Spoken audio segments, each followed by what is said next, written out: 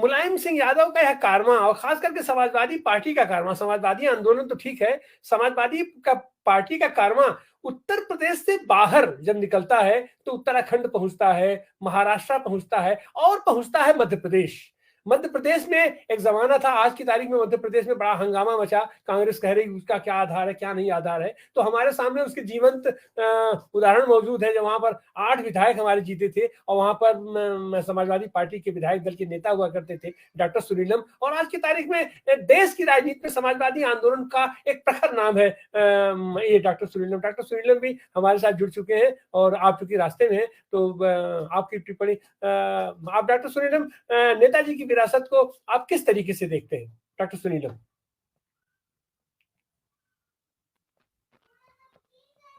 जी शुक्रिया तिवारी जी। मैं क्योंकि मुझे ट्रेन पकड़ने के लिए अभी जाना है, तो मैंने डॉक्टर रवि यादव जी से मैंने अनुरोध किया है, वो भी जयपुर से अभी जुड़े हुए हैं, वो भी अपनी बात यहाँ पर रखेंगे। मैं 2-3 बातें कहना चाहता हूँ। एक तो ये, जैसा आपने कहा कि मध्य प्रदेश के अंदर जो है वो 8 विधायक थे और मैं उस विधायक दल का मैं नेता था, और यहाँ पर मैं राष्ट्रीय सचिव भी था समाजवादी पार्टी का। नेताजी की खासियत ये है, उन्होंने जितना प्यार दिया कार्यकर्ताओं को, वो उनकी सबसे एक तरीके से सबसे बड़ी पूंजी है समाजवादी पार्टी के कार्यकर्ताओं के पास। उसमें कोई भेदभाव नहीं, उसमें कोई छोटा नहीं बड़ा नहीं, उसके अंदर कोई जाति का भेद नहीं। उन्होंने जिसको अपना माना उसको जीवन भर साथ देने का काम किया।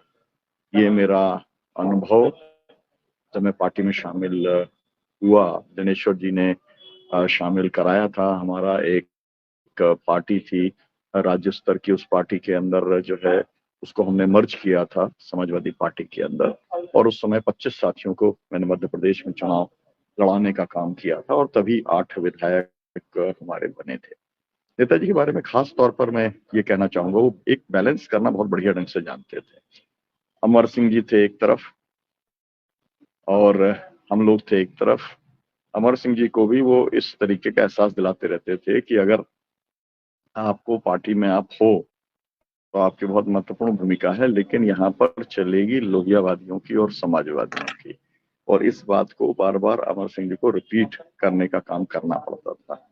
मैं ये भी आपसे कहना चाहूंगा कि नेताजी के मेरे बहुत, सभी के जैसे होता है, संस्मरण बहुत सारे हैं, लेकिन उन्होंने मुझको ये बताया था क्यों मैंने साइकिल का सिंबल चुना, और उन्होंने बताया था कि किस तरीके से डॉक्टर लोहिया वहां पर आए थे और डॉक्टर लोहिया की सभा की जानकारी उन्हें नहीं मिल पाई थी, और जब वो जीत करके गए तो डॉक्टर लोहिया ने पूछा कि आप कैंडिडेट थे, कहाँ थे? तो बताया कि भाई मैं जो है साइकिल लेकर के मैं अनाज इकट्ठा करता था। 6 दिन जब अनाज इकट्ठा होता था तो 7वें दिन जो है एक जीप लेकर के हम लोग प्रचार करने का काम करते थे। तमाम सारी बातें। मैं एक बात ये कहना चाहूंगा नेताजी के बारे में, मैं उनके साथ में बहुत उड़ा भी हूँ और बहुत घुमा भी हूँ। उनके साथ अकेला बैठ के कई घंटे घंटे बात भी हुई है। नेताजी हर समय समाजवादी आंदोलन की जो 67 वाला काल था उसी में डूबे रहते थे। या तो उनके सबसे नजदीक था सैफई, या फिर उनके सबसे नजदीक था समाजवादी आंदोलन की पुरानी, वही सब वो सुनाते रहते थे। और जो है उसी के मतलब एक तरीके से पूरे तरीके से उस मूवमेंट के अंदर वो डूबे रहते थे। मैं गांव गांव में जब जाता हूँ अभी देश में, तो उन्हें नेताजी को जो लोग याद करते हैं उस तौर पे याद करते हैं कि शहीदों के शव गांव में ससम्मान पूर्वक भिजवाने का जो उन्होंने एक तरीके से एक नया नियम सेना के अंदर जो उन्होंने तैयार किया, वो एक बहुत बड़ा उनके योगदान के तौर पे माना जाता है। अंतिम दिनों में जब वो बीमार थे, उस समय भी जब मैं उनसे मिला, तो और जब भी उनकी बात, जब वो से स्वस्थ नहीं थे, हर समय चीन को लेकर के वो बहुत चिंतित रहते थे। उनके हर भाषण के अंदर जो डॉक्टर राम मनोहर लोहिया का एक जो सोच था कि हमको असल में जो खतरा है वो पाकिस्तान से नहीं चीन से है, उसके ऊपर वो बोलते थे और बहुत विस्तार से वो अपनी बात रखने का काम किया करते थे। और उनकी की बात बार-बार सही साबित हुई, ये हम कहना चाहते हैं। दूसरा ये कि आज तो गारंटियों का दौर है, सभी पार्टियाँ आजकल गारंटी की पॉलिटिक्स कर रही हैं। लेकिन नेताजी ने जो गारंटी की बात की, वो गारंटी की बात की शिक्षा को लेकर के, स्वास्थ्य को लेकर के, जो है उन्होंने गारंटी देने का काम किया और उन्होंने लोहिया साहित्य को भी प्रकाशित कराने का काम किया। मैं इतना ज़रूर कहना चाहता हूँ कि अगर नेताजी नहीं होते, मुलायम सिंह यादव जी नहीं होते, तो शायद 1974 के बाद में जब जनता पार्टी बन गई और उसके में जनता पार्टी जब टूटी, उसके बाद में समाजवादी अपनी कोई पार्टी नहीं बना पाए थे। तो समाजवादियों का नामो-निशान ही खत्म हो जाता अगर उन्होंने 1992 में अपना समाजवादी पार्टी नहीं बनाई होती। और कम से कम उन्होंने जब पार्टी बनाई तो डॉक्टर लोहिया का विचार, डॉक्टर लोहिया का चेहरा, डॉक्टर लोहिया का जो एक सामाजिक न्याय का जो पूरा सिद्धांत था, अब वो केवल यूपी में नहीं पूरे देश के अंदर गया और समाजवादी पार्टी की वो पहचान एक बनी। और मैं ये कहना चाहता हूँ क्योंकि ये कार्यक्रम विरासत को लेकर के है, तो अखिलेश जी का मेरे को सबसे बड़ा जो काम दिखलाई पड़ता है वो ये है कि जो काम जीते जी करना चाहते थे डॉक्टर राम मनोहर लोहिया और बाबा साहब अम्बेडकर, सामाजिक न्याय की ताकतों को एकजुट करने का, वो काम उनके जीवन काल में नहीं हो पाया। लेकिन उस काम को नेताजी ने आगे बढ़ाया। काशीराम जी को पहली बार सांसद के उन्होंने बनाने का काम इटावा से करने का काम किया।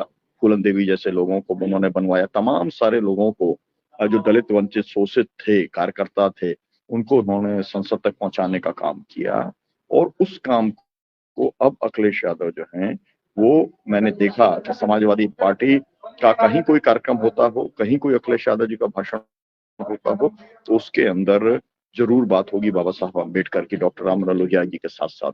अब वहाँ पर काशीराम जी की भी बात होती है। ये अपने आप में लोगों को बहुत आश्चर्यजनक बात लगती है कि नेताजी की पार्टी, समाजवादी पार्टी और वो जो है काशीराम जी की पुण्यतिथि करती है, जयंती के कार्यक्रम मनाने का काम करती है। मुझे लगता है कि सामाजिक न्याय और समता, ये जो 2 मूल सिद्धांत हैं, उसके लिए जो काम करना चाहिए समाजवादियों को, वही काम है असल में विरासत नेताजी की या समाजवादी आंदोलन की विरासत। और मुझे लगता है कि इंडिया गठबंधन के माध्यम से अखिलेश जी एक प्रयास जो एक पीढ़ी एक का कर रहे हैं, जो पिछड़ा दलित और अल्पसंख्यक मानिए या आदिवासी मानिए या progressive development alliance, democratic alliance के तौर पर आप मानिए, मुझे लगता है कि एक बड़ी वैचारिक रेखा अखिलेश यादव जी खींचने की कोशिश कर रहे हैं और यही सच्ची श्रद्धांजलि भी है नेताजी के लिए भी है। और मुझे लगता है कि उस तरीके से आखिरी लाइन ये मेरी कि नेताजी को कोई भी कार्यकर्ता जो जिसने भी एक बार देखा है, जो भी उनसे एक बार मिला है, वो अपने जीवन काल में उन्हें भूलने वाला नहीं है।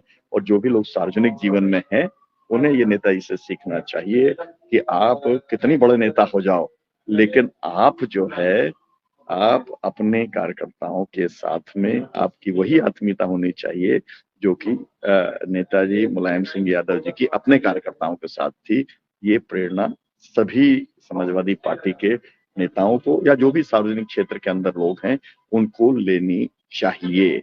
और उन्होंने मैं ये कहना ज़रूर आपसे मैं चाहूँगा कि उन्होंने जो एक मतलब एक शिक्षक होकर के, एक पहलवान होकर के वो जिन ऊँचाइयों के ऊपर पहुँचे हैं, उन ऊँचाइयों एक ज़मीनी स्तर के ऊपर वो कार्यकर्ताओं के साथ में जुड़े रहे, समाज के साथ में जुड़े रहे और ये हम सबके लिए एक बहुत ही प्रेरणादायी विचार है। बहुत शुक्रिया तिवारी जी, जी। बहुत धन्यवाद सूर्यम जी।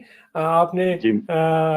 संस्मरणों के साथ जो समाजवादी पार्टी का विस्तार जहां तक बढ़ा हुआ है, अभी 5 राज्यों का चुनाव हो रहा है और तमाम को हाथ मचा हुआ कि कहां है समाजवादी पार्टी। तो ये देखिए समाजवादी पार्टी मध्य प्रदेश में है और समाजवादी पार्टी राजस्थान में भी है और उस राजस्थान से जुड़े हैं हमारे साथ डॉक्टर रवि यादव जी। रवि यादव जी, आपकी टिप्पणी नेताजी की विरासत को आप कैसे देखते हैं? और शुक्रिया तिवारी जी, नमस्कार आपको, आपके सभी पैनलिस्ट को और आपके दर्शकों को। ये मैं अपना सौभाग्य समझता हूँ कि नेताजी को आज याद करने के लिए मुझे भी आपने आमंत्रित किया है यहाँ। बहुत बड़ा कंट्रीब्यूशन है उनका इस दलित और वंचित समाज के लिए। लोग किस तरह से लेते हैं, कई बार जैसा अभी डॉक्टर सुनीलम साहब ने कहा, बहुत सारे आरोप उन पे लगते रहे। लेकिन अगर आप जातिवाद की अगर आप बात करेंगे तो मैं समझता हूँ कि 1 से 10 नंबर तक उनकी उनकी पार्टी में जो महत्वपूर्ण लीडर थे, जनेश्वर मिश्रा, ब्रजभूषण तिवारी, अमर सिंह, मोहन सिंह, रेवती रमन सिंह, आजम खान, राज बब्बर, बेनी प्रसाद वर्मा, आप किसी को नहीं देख रहे हैं कि वो उनकी जाति का कोई आदमी। 1 से 10 नंबर तक नेताजी की पार्टी में कोई यादव ऐसा इतना महत्वपूर्ण नहीं था जितने नाम मैंने गिनाए हैं, लेकिन ये आरोप उन पर हमेशा लगाया जाता रहा। खैर, आरोप लगाने के दूसरे कारण थे, जिस तरह का माहौल पहले भी था और कुछ एक वर्ग है, पहले भी रहा है इस तरह का, और आज से नहीं है, वो हमेशा से है। वो उस वर्ग के पास साधन है, संसाधन है, मीडिया है। वो कभी एक बहुत चुप रहने वाले व्यक्ति को, जिसको कालिदास कहते हैं लोग, मौन धारण करने का प्लान करा के उनको उस समय का सबसे विद्वान व्यक्ति घोषित कर देता है। वही वर्ग फिर एक ऐसे आदमी को जो एकदम से कभी चुप नहीं रहता है, बोलते ही रहना है, उसकी बात में कोई मतलब नहीं है कि क्या कह रहा है, कितना सच है, कुछ मतलब है उन बातों का, उसको फिर से एक बहुत बड़ा विद्वान घोषित कर दिया गया है। खैर, अब क्योंकि निचले तबके के लिए जब भी किसी व्यक्ति ने कभी आवाज उठाई है तो उस पर तमाम आरोप इस तरह के लगते रहे हैं, और वही नेताजी के साथ रहा। मेरा व्यक्तिगत मानना यह है कि जब मैं विश्लेषण करता हूं नीचे के लोगों की, तो डॉक्टर सुनील साहब ने जैसा कहा, सोशलिस्टों में या सामाजिक न्याय की जब बात होगी तो डॉक्टर राम मनोहर लोहिया और डॉक्टर बाबा साहब भीमराव अंबेडकर के बगैर वो बात पूरी नहीं होती। और बाबा साहब अंबेडकर के विचारों को किसी व्यक्ति ने सबसे ज्यादा अगर प्रैक्टिकल में नीचे के लेवल पर जिसको कार्यान्वित करने की कोशिश की, वो मान्यवर काशीराम जी, और लोहिया के विचारों को नीचे तक रेप्लिकेट करने की कोशिश की, व्यवहार में लाने की कोशिश की, वो सबसे बड़ा नाम नेताजी मुलायम सिंह यादव का। मेरा ये मानना है कि काशीराम जी के प्रति अपनी पूरी श्रद्धा रखते हुए, पूरा सम्मान रखते हुए, उनके संघर्ष को नमन करते हुए, मैं ये कहना चाहूंगा कि काशीराम जी को काशीराम बनाने का काम बिना मुलायम सिंह के संभव नहीं था। काशीराम अगर काशीराम बन सके तो इसके पीछे मुलायम सिंह यादव थे। आप देखें, उन्होंने अपने आंदोलन की शुरुआत महाराष्ट्र से की थी काशीराम जी ने। दलितों के बहुत सारे मूवमेंट वहां से शुरू हुए हैं, लेकिन उतनी सफलता महाराष्ट्र में काशीराम जी को नहीं मिली जितनी कि उत्तर प्रदेश में मिली। वे पंजाब के रहने वाले थे और पंजाब में दलितों की संख्या उत्तर प्रदेश से कहीं ज्यादा है, लेकिन पंजाब में भी वो सफलता नहीं मिली। तो उत्तर प्रदेश में जो सफलता मिली उसके पीछे मुलायम सिंह जी का हाथ था। मुलायम सिंह जी ने उनको उनके साथ मिलकर जिस तरह से उस मूवमेंट को आगे बढ़ाया और पहली बार पार्लियामेंट पहुंचाया उनको, उससे ये दलितों का, पिछड़ों का जो मूवमेंट था वो काफी आगे बढ़ा। और मैं समझता हूं कि आज भी आप क्योंकि मध्य प्रदेश में बैठे हुए हैं, मैं देखता हूं कि इतने सालों के बाद भी मध्य प्रदेश, राजस्थान सहित प्रदेश के तमाम, वो देश के तमाम प्रदेशों में आज भी वो आरक्षण जो मंडल कमीशन ने दिया था, जो कोर्ट से भी अप्रूव्ड हुआ, वो 27% तक अभी बहुत सारे प्रदेशों में नहीं है। तो जहां नहीं है उसका कारण आप समझ सकते हैं, वो कहने की आवश्यकता नहीं। इतने सालों के बाद भी जो लोग बहुत दावा करते हैं पिछड़ों और दलितों का हित करने का, उन्होंने उस आरक्षण को वहां तक अभी तक लागू नहीं किया है। तो नेताजी का जो कंट्रीब्यूशन है वो समाज के नीचे के तबके के लिए बहुत बड़ा है। जो पहले की पीढ़ी है वो ये समझ सकती है, जो नीचे के, जिनको छोटी या जिनको पिछड़ी जातियां कहा जाता है, लोग आज भी उत्तर प्रदेश में भी देखेंगे तो उत्तर प्रदेश का खासतौर से पूर्वांचल का जो हिस्सा है, आप तमाम सामंतशाही जो जो अवशेष हैं वहां अभी भी आपको मिलते हैं पूरे पूर्वांचल में, जहां तमाम जातियों के लोगों को अभी भी बर्तनों में खाना नहीं दिया जाता, चारपाई पर नहीं बैठने नहीं दिया जाता, पानी के लिए कुएं बंद हो गए हैं, लेकिन जहां भी संभव है उनको दूर रखा जाता है। तो इस चीज को अगर दूर करने का काम उत्तर प्रदेश में खास तौर से 1/6 है देश का, और उस उत्तर प्रदेश में इस मूवमेंट को यहां तक पहुंचा देने का काम जो हुआ, आज भारतीय जनता पार्टी भी पिछड़ा पिछड़ा करती है अगर, तो उसके पीछे मैं समझता हूं कि मुलायम सिंह जी का बहुत बड़ा हाथ है। और बहुत बड़ी बात मैं ये देखता हूं, मैं बहुत दिन इटावा में भी रहा हूं, मैं ये देखता हूं उनको इस बात की कोई परवाह नहीं थी कि आप किसी बात के लिए उनकी आलोचना करेंगे।